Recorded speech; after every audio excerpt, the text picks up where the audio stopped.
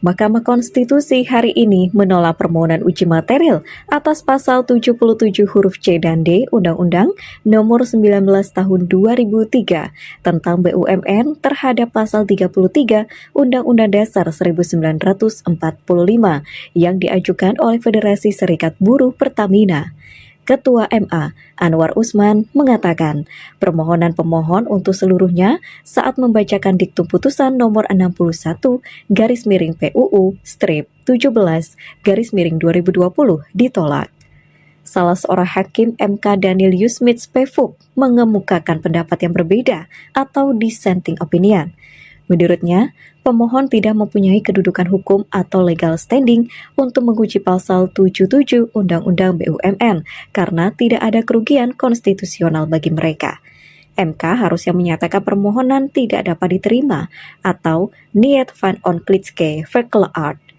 Pemohon mendalilkan bahwa rencana restrukturisasi Pertamina yang digagas zaman Menteri BUMN yang menjadikan Pertamina sebagai holding company yang mempunyai sejumlah anak-anak perusahaan adalah langkah privatisasi terhadap Pertamina.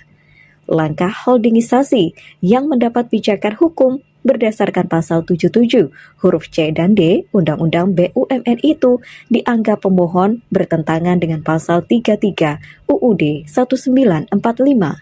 Karena itu, FSB Pertamina minta pasal itu dinyatakan bertentangan dengan UUD 1945 dan tidak mempunyai kekuatan hukum mengikat. Dalam pertimbangan hukumnya, MK menyatakan privatisasi terhadap BUMN yang mengelola sumber daya alam tidaklah bertentangan dengan UUD 45 sepanjang langkah itu tidak menyebabkan hilangnya penguasaan negara terhadap SDA. Lagi pula, pemerintah juga tidak punya niatan untuk melakukan privatisasi terhadap Pertamina. Kalau ada anak perusahaan Pertamina yang sahamnya dijual ke publik, hal itu sama sekali tidak akan menghilangkan kontrol Pertamina terhadap anak perusahaannya itu. Negara senantiasa dapat menggunakan golden share dengan hak veto demi untuk mengamankan kepentingan negara pada anak-anak perusahaan BUMN yang go public. Pengacara Pertamina, Profesor Yusril Iza Mahendra dari Iza & Iza Law Firm SCBD Bali Office mengatakan, putusan MK itu sebenarnya hanyalah pengulangan atas putusan sejenis dalam perkara-perkara yang lalu.